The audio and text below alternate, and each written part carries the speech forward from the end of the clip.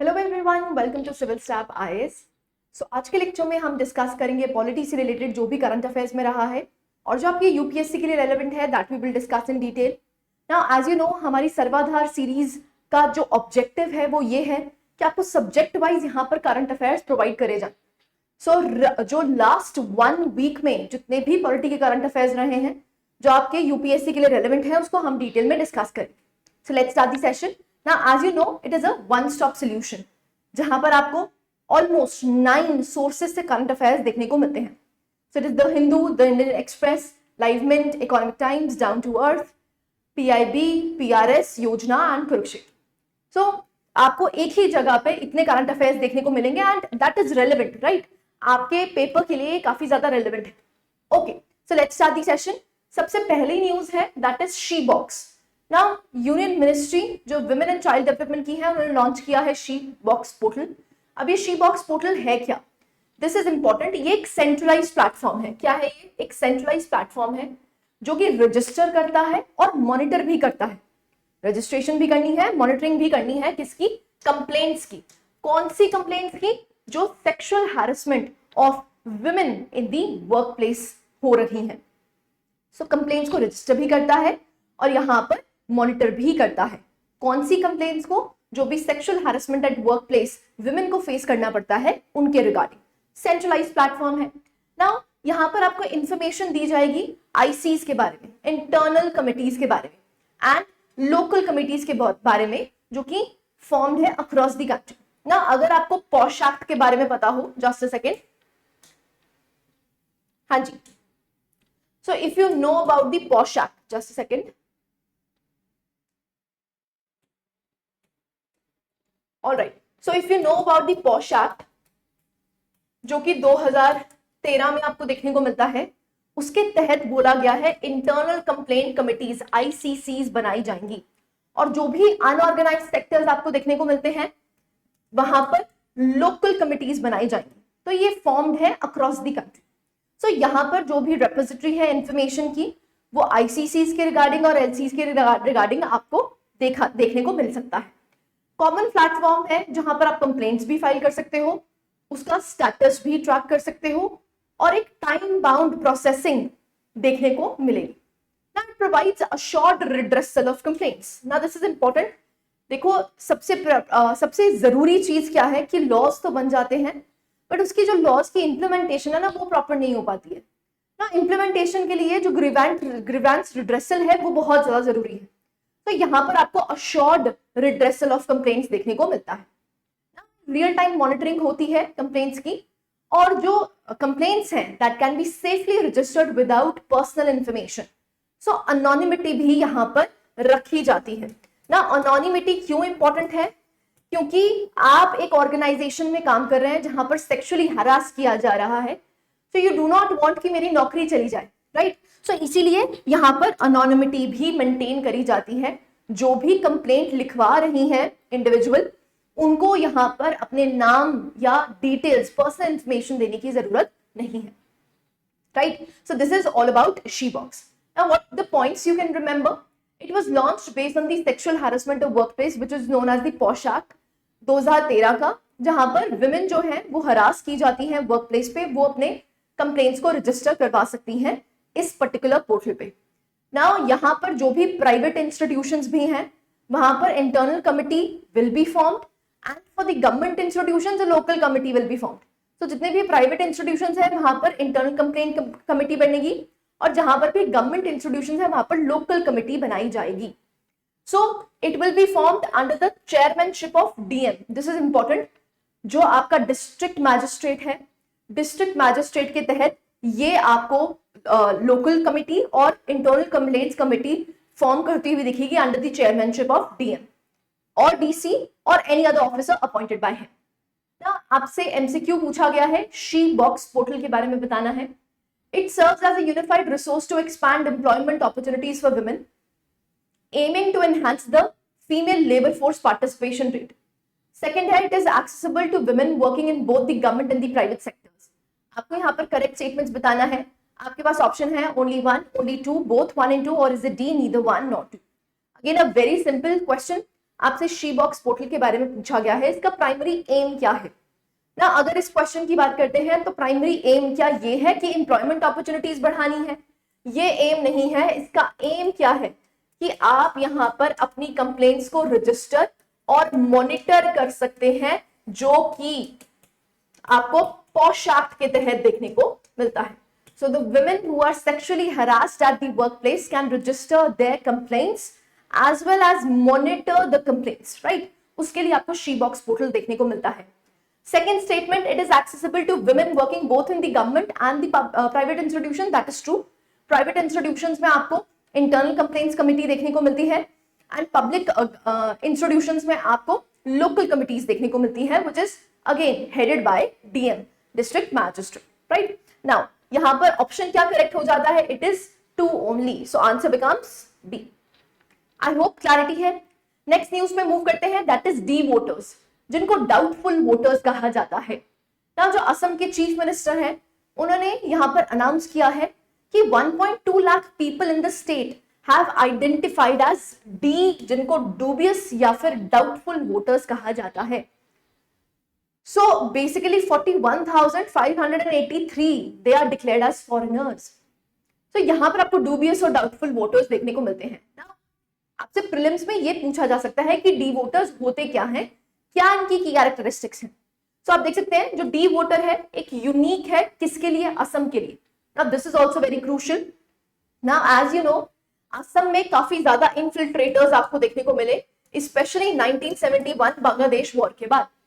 इसीलिए आपको असम में ही एनआरसी होता हुआ दिखा एंड इवेंचुअली डी वोटर्स या डूबियस वोटर्स, डाउटफुल वोटर्स की बात करी जाती है, तो ये भी यूनिक है असम के लिए। Now, where migration and citizenship is among the biggest political fault lines, biggest political fault lines देखने को मिलते हैं। अब ये इंट्रोड्यूस किया गया था आज नहीं, ये 1997 में इंट्रोड्यूस किया गया था। This is important. 1997 में इलेक्शन कमीशन ने इसको इंट्रोड्यूस किया था असम में, जिनका टारगेट ही क्या था, जो इंडियन नेशनैलिटी को प्रूव नहीं कर पाएंगे उनको डी वोटर्स की कैटेगरी में डाल दिया जाएगा ना। जिनके पास भी सिटीजनशिप डाउटफुल है या फिर अंडर डिस्प्यूट है, उनको डी वोटर्स कैटेगराइज कर दिया जाएगा, राइट। सो जब भी एज यू नो एनआरसी, जब हम नेशनल रजिस्टर ऑफ सिटीजन्स की बात करते हैं, वो असम में हुई है एंड इवेंचुअली जहां पर भी वो अपने डॉक्यूमेंट्स प्रॉपर्ली नहीं शो कर पा रहे हैं इंडियन सिटीजनशिप के, तो उनको किस कैटेगरी में डाल दिया जाएगा? डूबियस या फिर डाउटफुल वोटर्स। क्लैरिटी है? आई होप यहां तक आपको समझ आया। नाउ बेसिकली अगर हम डाउटफुल वोटर की बात करते हैं, इसकी डेफिनेशन सिटीजनशिप एक्ट के तहत नहीं दे रखी नाउ जब हम सिटीजनशिप एक्ट की बात करते हैं विच इज 1955, वहां पर आपको देखने को मिलता है कि सिटीजनशिप कैसे ली जाती है और कैसे सिटीजनशिप छीनी भी जा सकती है। सो आपने पढ़ा होगा bye registration, bye decent, bye naturalisation, bye incorporation of territory, by birth, right. ये 5 क्राइटेरियाज हैं जिसके बेसिस पे हमें सिटीजनशिप मिलती है। ऐसे ही आपको 3 क्राइटेरियाज ऐसे देखने को मिलते हैं जिसके तहत हम हमारी सिटीजनशिप जा भी सकती है। सो जो डाउटफुल वोटर्स है, डी वोटर्स है, ये कहीं पर भी कैटेगराइजली नहीं लिखे गए हैं सिटीजनशिप एक्ट के तहत। सो आप देख सकते हैं जो सिटीजनशिप रूल्स हैं 2003 के, वो फ्रेम करे गए थे under the citizenship act of 2003। Now the rules framed in 2003 list out the steps to be followed for the preparation of NPR and NRC. अब as you know ये आपने स्टैटिक पोर्शन में भी जरूर पढ़ा होगा। पहला step of NRC would be NPR ना। अगर हम NPR की बात करते हैं तो पॉपुलेशन में कौन कौन होगा? हमारे इंडियन सिटीजन्स तो होंगे ही होंगे और फॉरेनर्स भी होंगे। मतलब वो लोग जो इंटेंड कर रहे हैं अगले 6 महीने इंडिया में ही रहना, या फिर वो लास्ट 6 महीने से इंडिया में ही रह रहे हैं, उनको कहा जाएगा, उनको कैटेगराइज किया जाएगा पॉपुलेशन में। और पॉपुलेशन जब डिफाइन कर दी जाएगी उसी के बाद आपको टिक मार्क करते हुए दिखेंगे और उसी से क्या बनाई जाएगी? एनआरसी। सो जो भी यहां पर डॉक्यूमेंट्स अपने शो कर पाएगा कि ओके मैं इंडियन सिटीजन हूं, उसको एनआरसी में जगह मिल जाएगी। नाउ इसका मतलब आई एम सॉरी, इसका मतलब ये नहीं है कि जो यहां पर अपने डॉक्यूमेंट शो नहीं कर पाएंगे उनको यहां से बाहर निकाल दिया जाएगा, ऐसा कुछ नहीं है। सिर्फ उनको being a citizen of India जो बेनिफिट्स मिलते हैं वो बेनिफिट्स नहीं मिलेंगे। I hope I am clear, ठीक है? आपको पॉपुलेशन और रजिस्टर ऑफ सिटीजन्स में समझ आया। अगर हम सब सेक्शन 4 देखते हैं, सेक्शन 4 का, it deals with the preparation of NRC, NRC की प्रिपरेशन से डील करता है। And it has only mentioned that details of individuals whose citizenship is doubtful will be entered by the local registrar with appropriate remark in the population register for further inquiry. So basically यहाँ पर D voters, doubtful voters की सिर्फ एक बात कह रखी है कि जो भी citizens यहाँ पर doubtful कैटेगरी में आएंगे उनको कहां पर भेजा जाएगा, लोकल रजिस्ट्रार के पास भेजा जाएगा, जिससे कि वो अपने फर्दर डॉक्यूमेंटेशंस प्रूव कर सके, right. Now, a family or individual is notified in a specific pro forma as soon as the verification process concludes whether they have been classified as dubious category. उस category में अगर हुए हैं तो इनको notify करना पड़ेगा, ठीक है।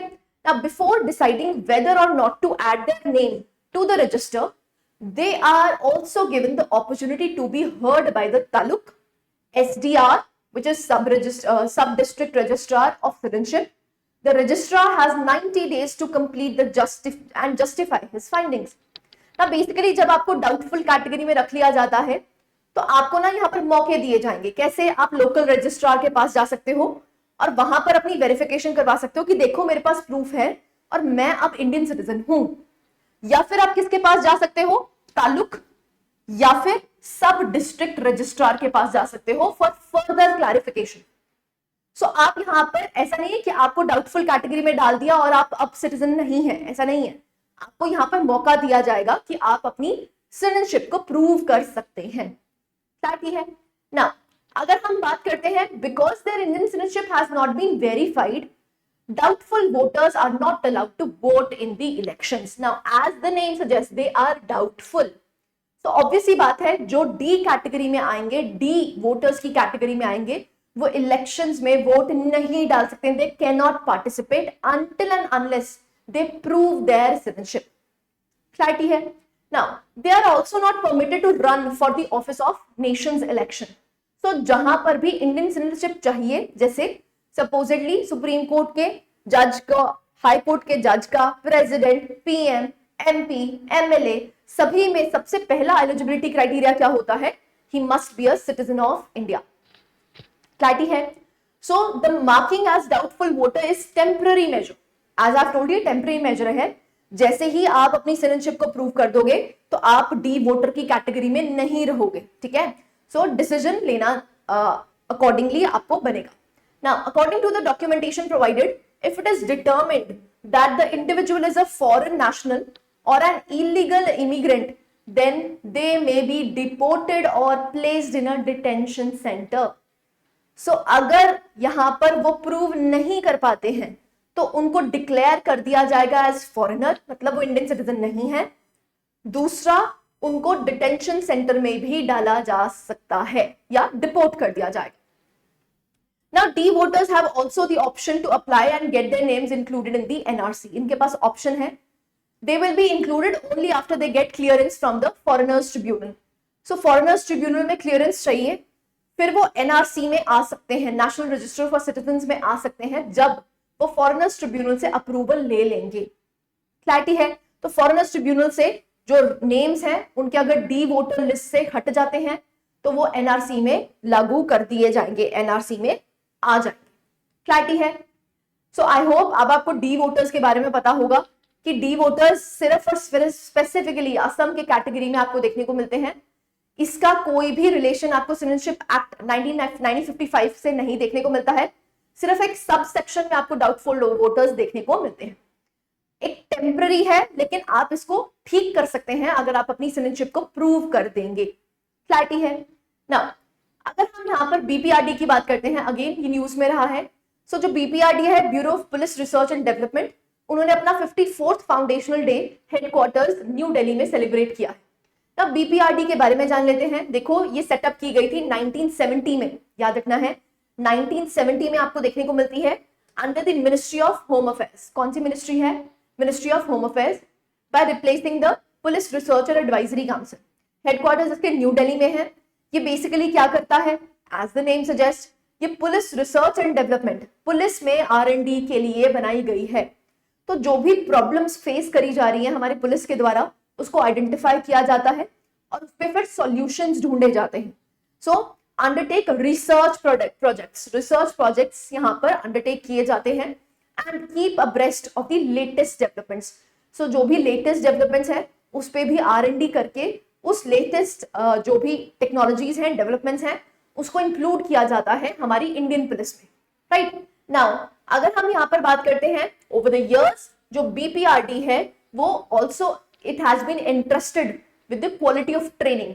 सो पुलिस को जो भी ट्रेनिंग दी जाती है वो भी यहाँ पर BPRD कर सकता है. एंड इवन आपको देखने को मिलता है जो मिनिस्ट्री ऑफ होम अफेयर्स है एंड CPFs है etcetera in the development of standards and quality requirements. So क्या स्टैंडर्ड्स होने चाहिए, क्या क्वालिटी रिक्वायरमेंट्स होने चाहिए, ये भी गाइडलाइंस कौन प्रोवाइड करता है? It is BPRD. Right, I hope यहां तक आपको क्लैरिटी है. नाउ दो डिविजन्स आपको देखने को मिलती हैं यहाँ पर, एक रिसर्च स्टैटिस्टिक्स की और एक पब्लिकेशन एंड डेवलपमेंट की. सो दो आपको यहाँ पर सब सेक्शंस देखने को मिलते हैं, दो डिविजन्स देखने को मिलती है. ऐसे ही जो रिकमेंडेशंस ऑफ गोरे कमिटी है, अगेन इंपॉर्टेंट है, यहां से प्रीलिम्स का क्वेश्चन बन सकता है. The Bureau created a training division in 1973. So एक ट्रेनिंग डिवीजन भी बनाया गया. तो अब 3 डिविजन्स हैं. क्या क्या? पहला रिसर्च एंड स्टैटिस्टिक्स, उसके बाद दूसरा आपको देखने को मिलता है publication and development, and third आपको देखने को मिलता है which is the training division. Right, so BPRD has 5 central detective training institutes. 5 detective training institutes हैं जो कि कोलकाता, हैदराबाद, चंडीगढ़, गाजियाबाद और जयपुर में देखने को मिलता है, जो बेसिकली डेडिकेटेड है कि वो पुलिस को ट्रेनिंग प्रोवाइड करेगा. राइट, क्लैरिटी है? तो यहां पर इनके 5 सेंट्रल डिटेक्टिव ट्रेनिंग इंस्टीट्यूट्स भी एग्जिस्ट करते हैं. Now there is an MCQ BPRD से related. Number 1, it is a statutory body. Number 2, it was published with the prime objective of modernisation of police force. आपको यहाँ पर correct options बतानी है, 1 only, 2 only, both 1 and 2, और is it D, neither 1 nor 2. Again a very simple question. देखिए statutory body नहीं है, ये बाय रेजोल्यूशन बनाई गई थी. क्या बनाई गई थी? By resolution. इसलिए फर्स्ट स्टेटमेंट गलत हो जाती है. बाकी दूसरा बिल्कुल ठीक है. यहाँ पर प्राइम ऑब्जेक्टिव इसका क्या है? Modernisation of police force. Research and development करना पुलिस ट्रेनिंग में, इक्विपमेंट्स में, ट्रेनिंग मेथोडोलॉजीज में. सो इस तरह से क्या करना चाहता है? ये बेसिकली यहाँ पर मॉडर्नाइज करना चाहता है जो हमारी पुलिस फोर्सेस एग्जिस्ट करती हैं. क्लैरिटी है? आई होप आपको समझ आया. नेक्स्ट पे मूव करते हैं, दैट इज अनुभव अवार्ड्स. नाउ आपसे सिंपली ये क्वेश्चन पूछा जा सकता है कि अनुभव अवार्ड्स किसको दिए जा रहे हैं. तो आप देख सकते हैं department of pension and pensioners welfare जो है उन्होंने ऑर्गेनाइज किया है 7th अनुभव अवार्ड. अब बेसिकली ये क्या है? जो भी रिटायर्ड ऑफिशियल्स हैं और वो आज भी नेशन बिल्डिंग में हेल्प कर रहे हैं, उनको ये रिकॉग्नाइज करता है ना. अनुभव पोर्टल जो है उसको एस्टैब्लिश किया गया था 2015 में. आप देख सकते हैं ये जो पोर्टल है ये लॉन्च किया गया था government of India, ministry of personal, public grievances and pensions, department of pensions and pensions welfare. Now objective क्या है? एक डेटाबेस क्रिएट करना of significant suggestions and work experiences. जो भी रिटायरिंग एम्प्लॉइज हैं उन्होंने कैसे नेशन बिल्डिंग में प्रोसेस हेल्प किया है और नेशन बिल्डिंग को कैसे ये प्रोग्रेशन पे लेके आ रहे हैं, उसका भी ये ऑब्जेक्टिव है ना. एलिजिबिलिटी की अगर बात करते हैं तो आप क्या होने चाहिए? Retiring central government employ pensioners are required to submit their Anubhav write ups 8 months prior to retirement and up to 1 year after their retirement. तो जो भी रिटायरीज हैं सेंट्रल ऑफिसर्स में वो यहाँ पर अपनी राइट-अप्स दे सकते हैं. क्लैरिटी है? नाउ आप देख सकते हैं जो ये राइट-अप्स है इसको पब्लिश किया जाएगा after the assessment by concern departments and the published write-ups will be shortlisted. So जो भी राइट-अप्स आपने भेजे हैं उन राइट-अप्स को शॉर्टलिस्ट किया जाएगा और फिर डिसाइड किया जाएगा कि आपको अनुभव अवार्ड्स देने हैं या नहीं देने. Right, so each Anubhav awardee will be facilitated with a medal, a certificate and a prize of 10,000 rupees. So यहाँ पर आपको एक सर्टिफिकेट, एक मेडल और एक 10,000 रुपीज का सर्टिफिकेट रुपीज का प्राइज दिया जाएगा. क्लैरिटी है ना? अगेन अनुभव अवार्ड्स के बारे में आपसे ज्यादातर यही पूछा जाएगा कि इसका मेन ऑब्जेक्टिव क्या है. तो जो भी रिटायरीज हैं, पेंशनर्स हैं, उनके लिए अगर उन्होंने कोई भी नेशन बिल्डिंग में काम किया है, कोई ऐसा काम किया है जिससे वो नेशन को आगे लेके गए हैं, तो ये अप्लाई कर सकते हैं किसके लिए? अनुभव अवार्ड्स के लिए. सो ये आपको कहां पर देखने को मिलता है? डिपार्टमेंट ऑफ पेंशंस के तहत. क्लैरिटी है? ओके, नेक्स्ट न्यूज में मूव करते हैं, that is election commission of India. So recently इन्होंने 18th लोकसभा इलेक्शंस को कंक्लूड किया है and has announced dates for assembly polls in Jammu and Kashmir, Haryana, reaffirming its critical role in ensuring transparent, free and fair elections. So basically अभी 18th Lok Sabha खत्म हुआ था and उसके बाद आपको जम्मू एंड कश्मीर में और हरियाणा में इलेक्शंस देखने को मिलते हैं, दोनों को ही अनाउंस कर दिया गया है ना। ये परमानेंट और इंडिपेंडेंट बॉडी है, सो आपको ये आर्टिकल 324 के तहत देखने को मिलती है। So it is a constitutional body. Number 2, अगर हम प्राइमरी रोल की बात करते हैं तो जो इलेक्शन कमीशन ऑफ इंडिया है वो कौन कौन से इलेक्शंस करवाती है? प्रेसिडेंट के, वाइस प्रेसिडेंट के, एमपीज के मतलब लोकसभा राज्यसभा के, और एमएलएज के, that is member of legislative assembly. So legislative assembly के जो भी इलेक्शंस हैं वो कौन करवाता है? It is the ECI. ठीक है, सो याद रखना है प्राइमरी एम इनका यही है। अब जो लोकल गवर्नमेंट बॉडीज हैं, जो लोकल बॉडीज हैं, पंचायत के इलेक्शंस, म्युनिसिपैलिटी के इलेक्शंस, वो ईसीआई नहीं करवाता है, वो कौन कराता है? State election commissioner. कौन कराता है? State election commissioner. क्लैरिटी है? नाउ कॉन्स्टिट्यूशनल प्रोविजंस की बात करते हैं तो 324 में ईसीआई की बॉडी आपको देखने को मिलती है जो सुपरवाइज करेगी, डायरेक्ट करेगी, कंट्रोल करेगी और प्रिपेयर करेगी इलेक्टोरल रोल्स। 325 की बात करते हैं तो no one is excluded from the electoral rolls based on religion, race, caste और सेक्स। सो बेसिकली कोई डिस्क्रिमिनेशन नहीं कर सकते हैं इलेक्टोरल रोल्स को प्रिपेयर करने में। आर्टिकल 326 के 326 के तहत आपको अडल्ट सफरेज देखने को मिलती है। जो भी सिटीजन्स 18 साल से अबव हैं उनको यहां पर हक दिया जाएगा कि वो इलेक्शंस में पार्टिसिपेट कर सकते हैं। 327 यहां पर पार्लियामेंट में बना सकता है laws regarding elections to parliament and state legislature. So parliament को यहां पर अथॉरिटी दे रखी है। Article 328 empowers state legislatures to make provisions related to elections within the state. So elections जब within the state होंगे तो यहाँ पर state legislatures को power दे रखी है। 329 की बात करते हैं तो यहाँ पर judicial interference नहीं होगा कोई भी electoral matters में, क्योंकि यहाँ पर ECI जो है वो एक quasi judicial body की तरह भी काम करती है। क्लैरिटी है? तो यहाँ पर it prohibits judicial interference in electoral matters। Clarity है? तो ये आपको कॉन्स्टिट्यूशनल प्रोविजंस देखने को मिलती हैं। कॉम्पोजिशन की अगर बात करते हैं तो आप देख सकते हैं यहाँ पर जो ईसीआई है initially they had only 1 member. अब आपको कितने देखने को मिलते हैं? तो यहाँ पर आपको देखने को मिलते हैं 3। So 1 CEC chief election commissioner and 2 other ECs. ठीक है, सो यहाँ पर आप देख सकते हैं जो रिडक्शन है due to the reduction of voting age from 21 to 18, 2 additional election commissioners are now. So अब ये 3 मेंबर बॉडी बन चुकी है। 3 मेंबर बॉडी में जो 1 है वो सीईसी है, चीफ इलेक्शन कमिश्नर है, और अदर 2 आर ईसीज। जो भी डिसीजन लिया जाता है बाय कंसेंसस लिया जाता है। ठीक है, ना टेन्योर की अगर बात करते हैं, they serve for a term not exceeding 6 years और until they attain the age of 65 years। तो 65 years तक आपको देखने को मिलता है। रिमूवल प्रोसेस बिल्कुल सेम है जैसे सुप्रीम कोर्ट के जज का रिमूवल किया जाता है। Right, Now practice an MCQ regarding this। आपसे ECI के बारे में क्वेश्चन पूछा हुआ है। Article 324 provides for the composition of Election Commission of India. Number 2, the ECI is responsible for the conduct of elections to Lok Sabha, state legislative assemblies and the offices of president and vice president. आपके पास options हैं, simple है answer. I hope सभी का correct होना चाहिए because ये तो बिल्कुल ही स्टैटिक है। So answer here is C, दोनों ही करेक्ट है। आपको 324 और यहाँ पर जो इलेक्शंस जो मेन ऑब्जेक्टिव है सीआई का वो दे रखा है। राइट, क्लैरिटी है? नेक्स्ट हम मूव करते हैं नारकोटिक्स कंट्रोल ब्यूरो। सो जो यूनियन होम मिनिस्टर हैं उन्होंने रिसेंटली इनॉग्रेट किया है एक zonal office narcotics control bureau का इन छत्तीसगढ़, रायपुर। ना narcotics control bureau as the name suggest, ये क्या है? ये नोडल ड्रग लॉ इन्फोर्समेंट और इंटेलिजेंस एजेंसी है। किसके तहत? मिनिस्ट्री ऑफ होम अफेयर्स के तहत। इसको कॉन्स्टिट्यूट किया गया था 1985 में under the provisions of NDPS act. So narcotics drugs and psychotropic substances act of 1985। So NDPS act के तहत ये बनाई जाती है, तो ये एक स्टैट्यूटरी बॉडी हो जाती है। इसके हेडक्वार्टर्स आपको दिल्ली में देखने को मिलते हैं। भाई अब इसका फंक्शन क्या होगा? देखो, कोऑर्डिनेशन प्रोवाइड करना किसके लिए? जो भी ड्रग्स और कॉस्मेटिक्स एक्ट है, एनडीपीएस एक्ट है, सो बेसिकली इनको कोऑर्डिनेट करना। राइट, ऐसे ही इनके पास ऑब्लिगेशन भी है कि ये जो इलिसिट ड्रग ट्रैफिकिंग है ये उसको भी रोके और जो भी फॉरेन कंट्रीज अथॉरिटीज हैं उनके साथ भी कोऑर्डिनेशन में काम करें।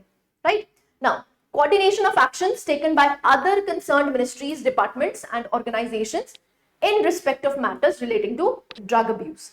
So drug abuse को रोकना, ट्रैफिकिंग को रोकना, इंटरनेशनल ऑर्गेनाइजेशंस के साथ कोलैबोरेट करना, जिससे कि जो इलिसिट ड्रग ट्रैफिकिंग है उसको हम रोक सके, राइट। नाउ यहाँ पर जोनल ऑफिसेज आपको देखने को मिलते हैं बीपीआरडी के, और बेसिकली ये डेटा भी कलेक्ट करती है, डेटा को एनालाइज भी करती है। सो रिगार्डिंग इसके आप एमसीक्यू दे सकते हैं। Narcotics control bureau, number 1, it was established in 1986 based on the recommendation of Nachikeet More Committee. It works under the aegis of Ministry of Home Affairs. The National Policy on Narcotic Drugs and Psychotropic Substances 1985 is based on the Article 47 of the Indian Constitution. आपके पास options आपको बतानी है कौन C correct है। Only one statement is correct, only 2 statements are correct, only 3 statements are correct, or all the above. Sorry, none of the above are correct. Now, video को pause कीजिए और अपने आंसर को मार्क कीजिए। Alright, let's see the answer. Answer आपको B देखने को मिलता है। Only 2 statements are correct, where 2 and 3 are correct because it works under the Ministry of Home Affairs. And eventually यहाँ पर जो NDPS आपको एक्ट देखने को मिलता है वो कॉन्सोनेंस किससे है? आर्टिकल 47 ऑफ द कॉन्स्टिट्यूशन से, राइट। सो ये दोनों स्टेटमेंट्स आपको बिल्कुल ठीक देखने को मिलती है, लेकिन क्या ये नचिकेत मोर कमेटी के तहत बनी थी? नहीं, क्योंकि ये तो NDPS एक्ट के तहत बनी थी, नंबर 1। नंबर 2, नचिकेत मोर कमेटी किसके लिए थी? फाइनेंशियल इंक्लूजन के लिए, ठीक है। सो इसीलिए ये वाली जो स्टेटमेंट है ये गलत हो जाती है, बाकी 2 स्टेटमेंट्स बिल्कुल करेक्ट है। आपका आंसर क्या बन जाता है? It is be, right. Clarity है? So this was the news all about जो पॉलिटी के जितने भी इंपॉर्टेंट टॉपिक्स बन सकते हैं, जहां से क्वेश्चंस फ्रेम हो सकते हैं प्रीलिम्स में, that we have discussed in detail. So this was it from my side. I hope you like the lecture. Thank you very much.